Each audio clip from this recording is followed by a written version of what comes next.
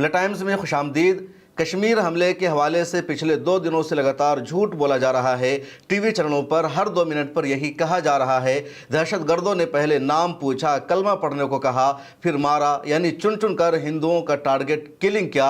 जबकि सच्चाई कुछ और है, हकीकत कुछ और है। और ये सोशल मीडिया का ज़माना है, सच्चाई को छुपाया नहीं जा सकता, हकीकत पर पर्दा नहीं डाला जा सकता। हाँ, इनके पास बड़े बड़े मीडिया हाउसेज हैं, इनके जो फॉलोवर्स है वो ज़्यादा है, करोड़ों में है, तो ये बेबाकी के साथ झूठ तो ज़रूर बोल सकते हैं, लेकिन इस झूठ को बेनकाब भी किया जा रहा है। और झूठ को जो लोग बेनकाब कर रहे हैं वही लोग हैं जो आई विटनेस है, जो ऐनी शाहिदीन है, जो वहाँ पर विजिटर बन करके गए थे, जो पहलगाम में इस दहशतगर्दाना हमले के पास खड़े थे और उनकी जान बच गई, वो दहशतगर्दों के हमलों का शिकार नहीं हो सके। वही लोग जब मीडिया की खबरों को देख रहे हैं तो हैरान हो रहे हैं, परेशान हो रहे हैं। और ये दावा कश्मीरी नहीं कर रहे हैं, मुसलमान नहीं कर रहे हैं, बल्कि वहाँ पर जो दूसरे हिंदू विजिटर्स मौजूद थे वो सब जब मीडिया की खबरों को देख रहे हैं तो वो हैरान हो रहे हैं, परेशान हो रहे हैं, वीडियो बनाने पर मजबूर है और कह रहे हैं मीडिया में ये जो कुछ दिखाया जा रहा है कि दहशतगर्दों ने पहले नाम पूछा, दहशतगर्दों ने कलमा पढ़ने को कहा, दहशतगर्दों ने मुसलमान होना कन्फर्म किया, ये बातें सरासर झूठ है, हकीकत के खिलाफ है। वो दहशतगर्द थे और वो मजहब देखे बगैर, कोई पहचान देखे बगैर सीधे गोलियां चला रहे थे, हमला कर रहे थे और वहाँ पर सुरक्षा के इंतजामात मौजूद नहीं थे। 2000 से ज़्यादा विजिटर्स वहाँ पर मौजूद थे और कहीं पर कोई आर्मी नहीं, वहाँ पर कोई निगरानी नहीं हो रही थी। और अब जब मैं मीडिया में देख रहा हूँ किस तरह की खबरें चलाई जा रही है तो बेहद दुख हो रहा है। कश्मीरियों ने, मुसलमानों ने ही हम लोगों की जान बचाई, उन लोगों ने अपनी ज़िंदगी को हमारे लिए ख़तरे में डाला, उन लोगों ने हमसे पैसा तक नहीं लिया। आदिल हुसैन जिसकी भी मौत हो जाती है इस हमले में, उसने विजिटर्स को बचाने के लिए दहशतगर्दों से लड़ाई की, उसने बंदूक छीनने की कोशिश की और तब उसको एक दहशतगर्द ने वहीं पर गोली मार दी। इस हमले के वक्त जो लोग वहां पर मौजूद थे, जिन लोगों ने इस पूरे वाक़या को अपनी निगाहों से देखा, उसमें से एक का नाम है संकल्प। संकल्प ने पहलगाम से ही अपनी एक वीडियो बनाई है और उसी जगह से बनाई है जिसके आसपास ये सब कुछ हुआ। उसने अपनी वीडियो में कहा कि मीडिया में जो कुछ दिखाया जा रहा है, जो कुछ बताया जा रहा है, वो सच्चाई के खिलाफ है, वो हकीकत के खिलाफ है। इतना सेंसिटिव एरिया है, लेकिन यहाँ पर सुरक्षा के, सिक्योरिटी के इंतजामात नहीं थे। अभी यहाँ पर लगातार हेलीकॉप्टर्स की आवाज़ आ रही है, लेकिन उस वक्त कोई भी ऐसा कुछ नहीं था। अब सुनिए संकल्प की 3 मिनट की ये वीडियो। मैं संकल्प आज 23 अप्रैल 2025 को ये वीडियो पहलगाम से बना रहा हूँ।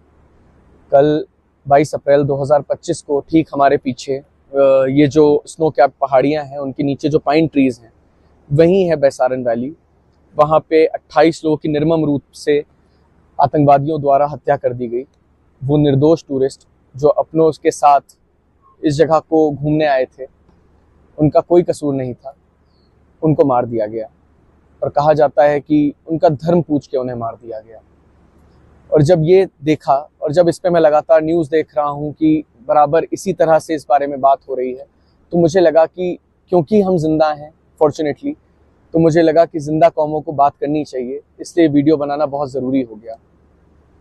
कल जब यहाँ पे हमला हुआ तब हम लोग अरू वैली में थे और जब हम लोग नीचे आ रहे थे तो करीब 4:30 बजे हमारे घर वालों के फ़ोन जब बजने शुरू हुए, जैसे ही हम नेटवर्क क्षेत्र में आए तो हमें पता लगा कि हमारे घर वाले बहुत ज़्यादा पैनिक में रो रहे थे, बिलख रहे थे, परेशान थे। हमारे होटल से हमको फ़ोन आ रहे थे कि सर हमें आपकी बड़ी चिंता हो रही है, आप लोग कहाँ पे हैं। हम लोग होटल आ चुके थे और उसके बाद हमने न्यूज़ देखनी शुरू की और जैसे जैसे इवेंट्स अनफोल्ड हुए तो हमें समझ में आया कि घर वाले क्यों इतने परेशान थे। अचानक से जितने लोग हमारी सेवा में यहाँ पे हैं, उनकी आंखें बदल गई, उनकी आंखें शर्म से झुक गईं, उन कश्मीरियों की। इसलिए 2-4 बातें बहुत ज़रूरी हो गई कहना। सबसे पहले ये कि जो 28 लोग वहाँ पे मार दिए गए, जिनके परिवार उजड़ गए, उनके लिए किसी भी हद तक अगर संवेदना व्यक्त की जाए ना, वो पूरी नहीं हो सकती, क्योंकि वो लॉस इर्रिपेरेबल है। वो यहाँ पे क्या करने आए थे? वो ज़िंदगी का आनंद लेने आए थे, ज़िंदगी ही नहीं रही, परिवार उजड़ गए। और दूसरी तरफ एट द सेम टाइम ये रियलाइज़ हुआ कि जो कश्मीरी लोग हैं, जिनके सिर माथे जिन्होंने हमको अपने लगाया था, उनके परिवार कैसे उजड़ गए। जब देखना शुरू किया कि लगातार बात हिंदू मुसलमान की हो रही है, तो ये कहना ज़रूरी हो जाता है कि जब एक हमला हुआ तो इमीडिएट रिलीफ जहाँ पे ये हमला हुआ वहाँ पे या तो पैरों से जाया जा सकता है, घोड़े से जाया जा सकता है। जब हमला चल रहा था उस समय जो लोग बचाए गए, उन्हें उन्हीं लोगों ने बचाया जिनको आप हिंदू मुसलमान में बांट रहे हैं। वो घोड़े वाले, जिनका धर्म ऑब्वियसली सबको पता है, उन्होंने अपने घोड़े पे बिठा बिठा के लोगों को नीचे तक लाया, रेस्क्यू किया, आर्मी के पास तक पहुंचाया। आर्मी को पहुंचने में जितना समय लगा, अभी हमारे ऊपर से हर 5 से 10 मिनट में हेलीकॉप्टर निकल रहे हैं। हम लोग लगातार कल से हेलीकॉप्टर की आवाजाही देख रहे हैं। मैं सही बताता हूं आपको कि इस नदी की आवाज के बीच में वो हेलीकॉप्टर की आवाज ने हमको रात भर सोने नहीं दिया। ये सन्नाटा हॉन्टिंग था। तो फियर रियल है, ऐसा नहीं है कि डर नहीं लगता, डर है। उसके बावजूद ये कहना चाहता हूं कि क्योंकि हम यहाँ हैं और खुशकिस्मती से आप सबके बीच में हैं, और जब तक ये वीडियो आएगा हम लोग अपने घर पे होंगे। ये बताना बहुत जरूरी है कि जब संवेदना उन परिवारों के साथ है जो उजड़ गए, जिनके परिवार के लोग मार दिए गए, तो संवेदना उन कश्मीरियों के साथ भी होनी चाहिए जिनको आतंकवाद से कोई लेना देना नहीं। तो आपने सुना संकल्प की इस वीडियो को। इन्होंने साफ बताया कि जिन कश्मीरियों पर इल्जाम लगाया जा रहा है, जिन कश्मीरियों के खिलाफ नफरत फैलाई जा रही है, उन्हीं कश्मीरियों ने इनकी जान बचाई, हर तरह से इनकी मदद की।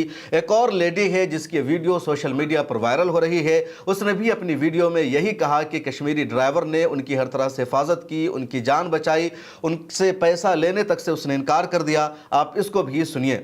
मैसेज भी जाना चाहिए कि जो लोग बोले कि उन्होंने पूछा पहले कि आप हिंदू हो क्या, अगर हिंदू हो तो उन्होंने मारा और मुस्लिम को नहीं मारा। ये इंडिया में मैसेज जा रहा है, ऐसा नहीं है। मैं सुबह से कश्मीर में घूम रही हूँ, मैं एक हिंदू हूँ, लेकिन मुस्लिम भाई हमारे कंधों से कंधे मिला के हमारे साथ खड़े हैं, और उनको ना हिंदू से खतरा हो रहा है, ना हम लोगों को मुस्लिम से खतरा हो रहा है। ये सब उन लोगों को करना है, और हमको भारतीय होने के नाते ये सब उनका जो इच्छा है कि यहाँ पे कश्मीर में लोग नहीं आना चाहिए, वो बताना चाहिए कि हर कश्मीरी, वो हिंदू हो या मुस्लिम हो, वो पर्यटकों के साथ है। हमारे ड्राइवर है, हमारे ड्राइवर यहाँ पे है, हमारे ड्राइवर यहाँ पे। जब ये हो गया तो हम डर गए, क्योंकि घर से फोन आने लगे। यहाँ पे तो हमारा फोन भी नहीं लगता, यहाँ पे अलग सिम कार्ड लेना पड़ता है पोस्टपेड। तो घर वाले पैनिक हो रहे थे, तो भाई ने हमें बोला कि एक बार हम हमारी जान दे देंगे, लेकिन आपके जान को कुछ खतरा नहीं होने देंगे। ये भाईचारा है, ये इंडिया का, भारत का भाईचारा आबाद रहना चाहिए, भारत अखंड रहना चाहिए, ऐसा हमें लगता है। आवाज दो, आवाज दो, भाजी को कोई जात धर्म नहीं रहता, और पर्यटकों को भी कोई जात धर्म नहीं रहता। ये हम लोगों को बाहर जाना था घूमने के लिए फॉरेन, लेकिन हमारा पासपोर्ट नहीं निकला करके हम भारत में आए। तो ऐसा है कि यहाँ पे मुझे ऐसा नहीं दिख रहा है धर्म में कुछ है, सब मानवता मानुषी के साथ है, मानवता के साथ है।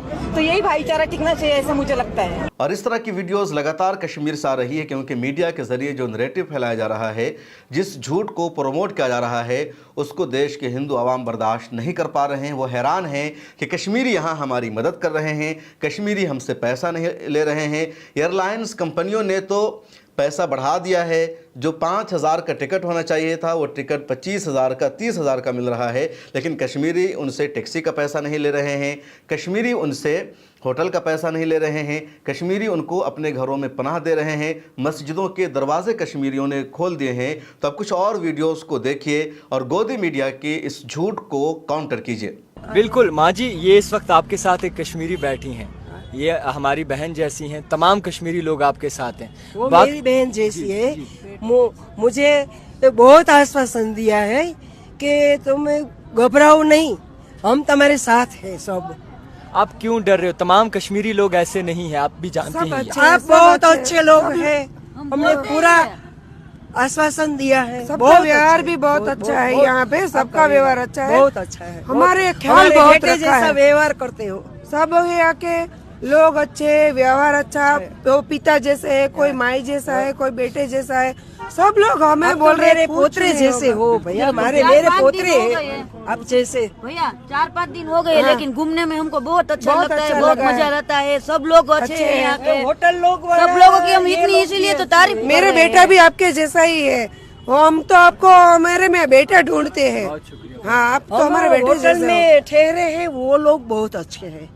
कश्मीरी लोग बहुत प्यारे हैं। जब ये 22 तारीख से हुआ है ना, तब से कश्मीरी लोग हर टूरिस्ट के पीछे एकदम स्ट्रांगली खड़े हैं। भारत देश में किधर भी जाओ हम फ्री में छोड़ेंगे।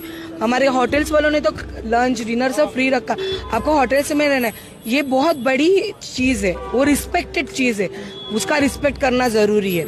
और कश्मीरी लोग जो है बहुत अच्छे हैं, इतना मैं जरूर बोलना चाहूंगा। दिल से बोल रहे हैं ना, आपकी डरे हुए हैं। मैं खुद गाड़ी से उतर के यहाँ पे आई हूँ, जाते जाते अच्छा बोल के ही जाना है, जो दिल में है बता रही हो। डर बिल्कुल नहीं है, क्योंकि हम सब एक है और एक ही रहना है। अब कम्युनल एंगल जो दिया जा रहा है कि अब मुसलमानों को टारगेट किया जाए, देश के अलग अलग जगहों पर जहां पर भी कश्मीरी स्टूडेंट्स हैं वहां पर कश्मीरी स्टूडेंट्स को टारगेट किया जाता है, क्या ये सही है? टारगेट तो किसी को भी किया नहीं जाना चाहिए, वो हिंदू हो या मुस्लिम हो, क्योंकि हर लोग अपने बच्चों को किधर भी पढ़ने के लिए भेजते हैं या किसी को भी जॉब के लिए जाते हैं। हर जगह हर लोग सिक्योर होने चाहिए। अभी ये जो हुआ है वो इतना दयनीय गंदा हुआ है। एक और शख्स है अमरिंदर कुमार, जो अपनी वाइफ के साथ कश्मीर घूमने गए हुए थे और पहलगाम में जहां पर यह पूरा हमला हुआ, पूरा इंसिडेंट हुआ, वहां पर अमरिंदर कुमार सिंह भी मौजूद थे और सिर्फ 200 मीटर के फासले पर थे। यानी इनका जो घोड़ा वहां पर पहुंचने वाला था, सिर्फ 200 मीटर पीछे ये खड़े थे, तब भी फायरिंग हुई, हमला हो गया। इन्होंने शुरू में इसको सीरियस नहीं लिया, फिर इन्होंने भी वहां से भागने की कोशिश की और अमरिंदर कह रहे हैं कि कश्मीरियों ने सबको बचाने की कोशिश की। उन लोगों ने कहा पहले हम अपने सीने पर गोलियां खाएंगे तब किसी को गोली लगने देंगे, लेकिन आप लोगों को हम नुकसान नहीं होने देंगे। यह हमलावर है, ये पाकिस्तान की साजिश है और बर्दाश्त नहीं किया जाएगा। अमरिंदर कुमार सिंह ने लंबा चौड़ा अपने फेसबुक पर एक पोस्ट भी लिखा है। स्क्रीन पर अमरिंदर सिंह का भी पोस्ट देख सकते हैं, मैं आपको पढ़कर सुनाता हूं। अमरिंदर सिंह ने लिखा अपने फेसबुक पर, कल पहलगाम में मारे गए सभी लोगों को विनम्र श्रद्धांजलि और ईश्वर उनके परिजन को दुख सहने की शक्ति दे, जाको राखे साया मार सके ना कोई। आगे अमरिंदर कुमार सिंह ने लिखा, सुनकर खुशी मिलता है पर जब बेकसूर लोग मारे गए जिनमें कम से कम 3 घोड़े वाले भी थे, उनके लिए बेहद दुखद और गुस्सा भी है। घटना स्थल से सिर्फ 300 से 400 मीटर पर घोड़े पर मोना और हम थे। अचानक गोलियों की तरतराहट और भागते लोग दिखे, तुरंत समझ आ गया और जान परनाल लेकर हमारा भी घोड़ा वाला हमको लेकर भागा। फिर वापस होटल जो पहलगाम में ही था उसमें वापस आ गया। टूर कल से ही शुरू हुआ था और पहले दिन ही ये सब हो गया। फिर आगे का सारा प्रोग्राम छोड़ आज का टिकट लेकर दिल्ली वापस हो रहा हूँ। फ़्लाइट शाम की है, अभी एयरपोर्ट पर आ गया हूँ। आपसे अनुरोध है किसी बहकावे में ना आवे। न्यूज़ में सुना रेकी किया गया था, जब पता था तो होने क्यों दिया? वहाँ किसी भी सिक्योरिटी फोर्स से एक भी फोर्स की तैनाती नहीं थी। खैर अब तो राजनीति चलती रहेगी। कोई बोल रहा है जात नहीं धर्म पूछा, आदि आदि। ऐसे लोगों से सावधान रहने की ज़रूरत है। जो चले गए उनके लिए बेहद दुख है। ध्यान रखिए हज़ारों बचाए गए हैं, सिर्फ लोकल सपोर्ट के कारण संभव हो पाया। घोड़ा वाला, गाड़ी वाला और होटल वाला सभी का सपोर्ट शानदार था। हालांकि गिद्ध लोग मौके की तलाश में रहते हैं। जहां होटल वाला पेमेंट नहीं लिया, गाड़ी वाला पैसे नहीं लिया, ड्राइवर रोकर ज़बरदस्ती करने पर टिप्स पकड़ा, वहीं श्रीनगर से दिल्ली 2 टिकट का 38,000 रुपये पे करना पड़ा है। आतंक फैलाने वाले और आतंकवाद के खिलाफ लड़ाई चलती रहनी चाहिए और इसमें पूरे देश को एकजुट रहना चाहिए। ये अमरिंदर कुमार सिंह का मैसेज है, उन्होंने लिखा और साफ तौर पर इन्होंने कहा कि कश्मीरियों के सपोर्ट से, मदद से ही वहाँ हज़ारों लोगों की जान बच पाई। वो लोग भागने में कामयाब हुए। अगर लोकल सपोर्ट नहीं मिलता तो ये लोग कैसे बच पाते, कैसे ये कामयाब हो पाते? और आर्मी फोर्स बहुत देर बाद वहाँ पहुँची जब दहशतगर्द वहाँ से भाग चुके थे। प्रतिमा मिश्रा एबीपी न्यूज़ की सीनियर जर्नलिस्ट है और लगातार अपनी रिपोर्ट की वजह से इन दोनों सुर्खियों में है। प्रतिमा मिश्रा ने सवाल उठाया है कि सिक्योरिटी वहाँ पर क्यों नहीं थी, सुरक्षा के इंतजाम क्यों नहीं थे? दहशतगर्द पाकिस्तान से आए, उन लोगों ने हमला किया, 26 लोगों की जान ले ली, 20 लोग से ज़्यादा ज़ख्मी हैं और फिर वो सरहद अबूर करके पाकिस्तान पहुँच गए। आखिर कौन जिम्मेदार है, ये सवाल क्यों नहीं पूछा जा रहा है? और सच्चाई यह है कि जैसे हुकूमत बदलती है, मीडिया का नज़रिया बदल जाता है, नैरेटिव बदल जाता है। जब कांग्रेस की हुकूमत होती है और हमला होता है तो सवाल पूछा जाता है कि सुरक्षा में चूक क्यों हुई, सवाल पूछा जाता है कि इंटेलिजेंस क्या कर रही थी, सवाल पूछा जाता है कि गृह मंत्री यानी होम मिनिस्टर इस्तीफा क्यों दे रहे हैं, सवाल पूछा जाता है कि पाकिस्तान पर हमला क्यों नहीं किया जा रहा है। और जब बीजेपी की हुकूमत होती है और इस तरह का कोई हमला होता है तो मीडिया की खबरों में सिर्फ इतना लिखा जाता है, पीएम ने मीटिंग ली, पीएम ने एयर स्ट्राइक का ऐलान किया, होम मिनिस्टर ने सबक सिखाने का फैसला किया। तो इस तरह की खबरें चलाई जाती है, सवाल नहीं पूछा जाता। तो सच्चाई यह है कि मीडिया अपना नजरिया बदल लेती है और मीडिया को जो काम करना चाहिए वो मीडिया वो काम नहीं करती, और इसी बहाने अब कुछ लोग सियासत करना शुरू कर चुके हैं। बीजेपी की तरफ से लगातार पोस्टर शाये किया जा रहा है कि धर्म पूछा गया, जाति नहीं पूछा गया। हिंदू सेना है हरियाणा में, उसने ऐलान कर दिया कि कश्मीरियों को जहां भी देखा जाएगा उसको मारा जाएगा, जबकि कश्मीरियों ने ही जान बचाई है। लगातार इस तरह की रिपोर्ट सामने आ रही है। मीडिया रिपोर्ट्स भी ये कह रही है कि पिछले 70 सालों में सबसे ज़्यादा कश्मीर से आतंकवाद के खिलाफ मजबूत आवाज़ उठी है। कश्मीर में लगातार कैंडल मार्च निकाला जा रहा है। 2 दिन तक पूरा कश्मीर एक तरह से बंद था, लगातार एहतजाज किया जा रहा था, और कश्मीरी लगातार सामने आकर के कह रहे हैं कि इस हमले से सबसे ज़्यादा हमारा नुकसान है, हम सदमे में हैं। टूरिज्म बहाल हुई थी, विजिटर्स आ रहे थे, हमारी जो हालत है वो अच्छी हो रही थी, लेकिन दोबारा जब ये वाक़या सामने हो गया है तो ये हमारे खिलाफ साजिश है, हमारे मेहमानों पर हमला हुआ है, हम इसको बर्दाश्त नहीं करने वाले हैं। भारत सरकार ने भी कल CCS की मीटिंग तलब की, यानी कैबिनेट कमेटी ऑन सिक्योरिटी की मीटिंग तलब की गई, और ये बहुत बड़ी मीटिंग कहलाती है। जब भी कोई बड़ा फैसला लेना होता है तो ये मीटिंग तलब की जाती है। इस मीटिंग में वज़ीर-ए-आज़म मौजूद थे, होम मिनिस्टर थे, डिफेंस मिनिस्टर थे, फॉरेन मिनिस्टर थे, और जो मुख्तलिफ एजेंसियाँ हैं उसके सरबराह मौजूद थे। और उस मीटिंग के बाद 5-6 बड़े फैसले किए मोदी सरकार ने भारत के खिलाफ, जिसमें कहा गया कि भारत में जो पाकिस्तान का हाई कमीशन है उसको महदूद किया जाएगा, 30 से ज़्यादा अमला वहाँ नहीं होगा। उसके अलावा डिफेंस, नेवी और एयरफोर्स के जो एडवाइज़र होते हैं उसको अब इंडिया में नहीं रखा जाएगा। वाघा अटारी बॉर्डर को बंद करने का फैसला किया गया। जितने पाकिस्तानी इंडिया में मौजूद है उन सबको मुल्क छोड़ने का अगले 48 घंटों में आदेश दिया गया। इसके अलावा सार्क के तहत जो वीज़ा सहूलत दी जाती है पाकिस्तानियों को, वो सहूलत भी बंद कर दी गई। उसके अलावा ये भी कहा गया कि पाकिस्तान का जो भी अमला है जो सिर्फ 55 से 30 तक महदूद कर दिया गया, तो उन सबको अगले 1 हफ्ते में देश छोड़ना होगा। और इसी तरह पाकिस्तान में भी जो इंडिया का हाई कमीशन है, वहाँ जो इंडिया के एडवाइज़र हैं, खा वो नेवी को हो, एयरफोर्स के हो, उन सबको वापस इंडिया आना होगा, तो बराबर का फैसला किया गया। उसके अलावा एक और जो बड़ा फैसला है जिस पर बहस हो रही है और वो है हिंद ताउस माहदे को ख़त्म कर देना।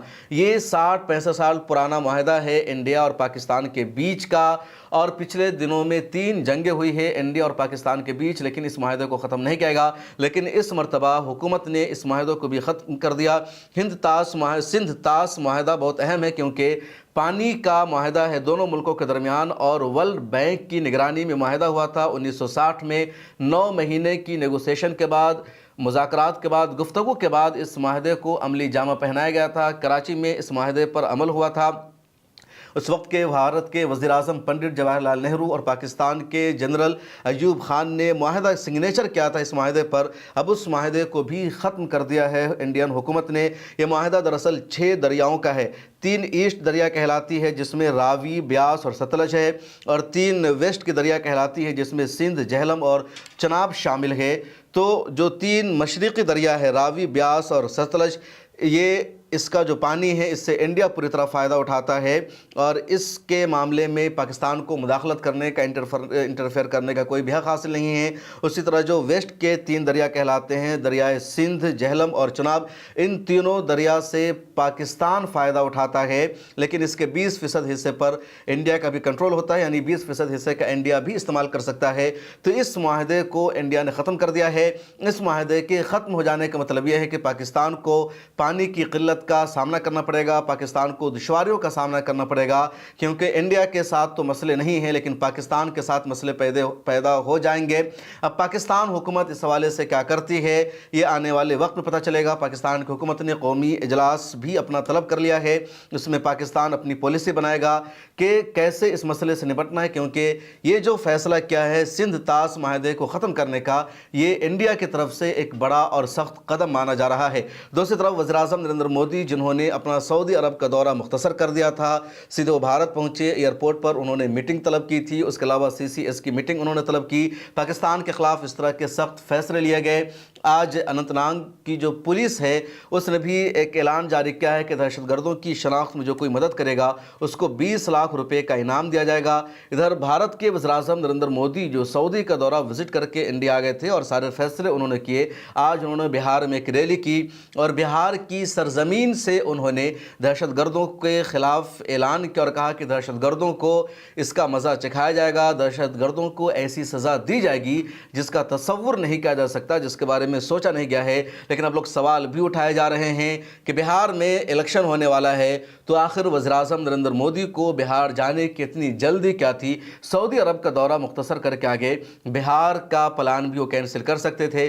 दिल्ली से भी पाकिस्तान को वो ये चेतावनी और धमकी दे सकते थे, दहशतगर्दों के खिलाफ फैसला कर सकते थे। तो अब सोशल मीडिया पर इस तरह का सवाल भी पूछा जा रहा है। लेकिन मीडिया का जो रवैया इस पूरे मामले में है वो सबसे ज़्यादा शर्मनाक है, सबसे ज़्यादा अफसोसनाक है। और यही वजह है कि मीडिया के इस हवाले से लगातार सोशल मीडिया पर तनकीद की जा रही है।